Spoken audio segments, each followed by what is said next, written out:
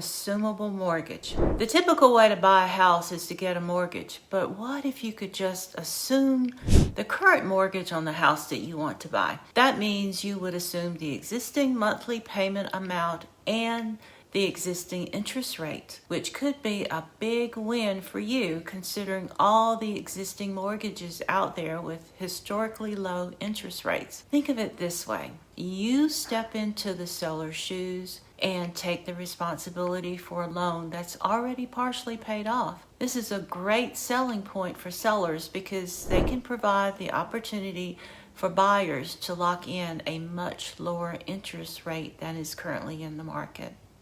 What loans are assumable? Well, most government-backed loans are assumable, including the FHA loans, the VA loans, and the USDA loans. Each loan type may have certain loan assumption requirements specific to that loan. Conventional loans are rarely assumable because the mortgage contract usually contains a due on sale clause, which means the lender can demand the entire remaining balance when the property is sold. So that means as soon as the buyer assumed the loan, the lender could demand payment in full for the loan he just assumed. And this is a risk I wouldn't recommend any buyer take.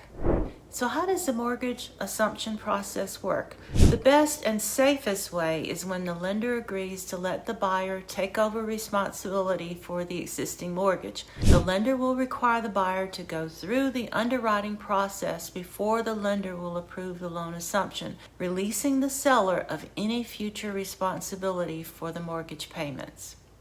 Okay, but what about equity? Well, the assumption allows the buyer to become responsible for the remaining balance of the loan, but this doesn't account for the equity in the property belonging to the seller. In our market today, home values have increased, which means homeowners are carrying a great deal of equity.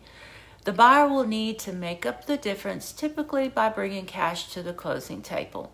For example, the seller has a loan balance of $400,000 on a home she purchased for $500,000. In order to cover this equity, the buyer will need to bring $100,000 to the closing table to cover the seller's equity amount. The pros of assuming an existing mortgage are lower interest rates, lower closing costs, no appraisal, and less debt. There are some less positive aspects of assuming an existing mortgage, which are higher down payment to cover the seller equity. The buyer must meet the lender credit and income requirements. The buyer can't choose a different lender, and the buyer could be required to pay ongoing mortgage interest insurance payments, depending on the specific loan being assumed.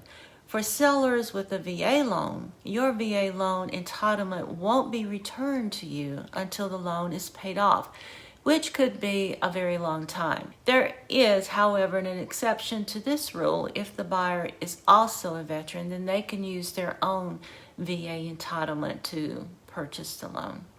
So is an assumable mortgage right for you? Well, maybe so. If you don't want to purchase a home at the current mortgage rates, number two, you have enough cash to cover the seller's equity or willing to get a second mortgage. Number three, you're okay with using the lender associated with the existing loan. And number four, you're a seller and you want to make your house stand out from the competition. An assumable mortgage might be wrong for you if you're looking for a low down payment, or you want a fixed rate conventional loan, or number three, you don't want a government-backed loan, or number four, you want to sell your home but you need to keep your VA entitlement. Assuming an existing mortgage can be a win-win for a buyer or a seller, depending on their circumstances.